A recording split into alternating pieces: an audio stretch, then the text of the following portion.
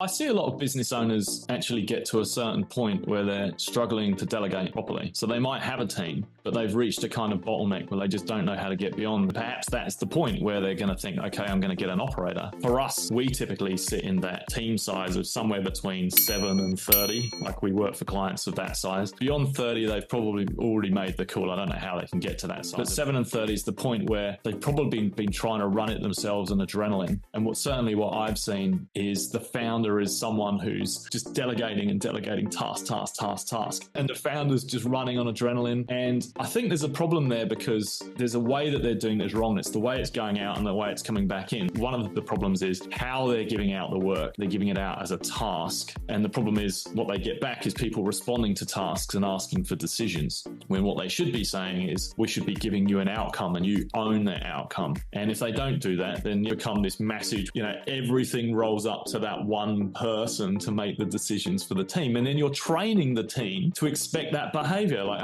let's go back to the boss for all the decisions. And so the other approach is give them the outcome. So for example, my business, I might say, hey, let's do more carousels on LinkedIn. And so then I'm going to invite a whole load of conversations on how we're doing this. But actually I could say, instead, if it was more like an outcome, well, actually, I think we need to grow more audience, more engagement, more impressions on LinkedIn. Like, what kind of media is more appropriate? Help me with that. I've got the content. How are we going to get this done? And then that person can then work on, let's measure the engagement and the impressions and so forth and the followers and say, is it carousels? Is it reels? What's appropriate? And they can then own that outcome. But this is hard. Like, it requires the founder to think, how do I put this as an outcome and then have something to measure it? When they've been working and they almost have this reflex to just, here's a task, it's very hard for them to switch. So that's kind of one face of it, replacing it with outcomes. And then there's like what comes back, which is you gave something out and the team have been so used to getting you to make decisions for them. So you've got to resist giving them the answer. And that's hard to do as well. And that coaching framework where someone comes to you and they want a decision and you've got to just resist giving them the answer. So I've talked about this a lot before, but there's another simple framework. It's a really nice tool, the 1-3-1. So if someone say this to your team, hey, do you remember the 1-3-1? And it means when they're coming back to you and they're looking for a decision, what you're saying is 1 challenge is what they're coming back to you with, 3 options. I'm not strict about the 3, but it's a nice idea. What 3 options that they're going to come back with?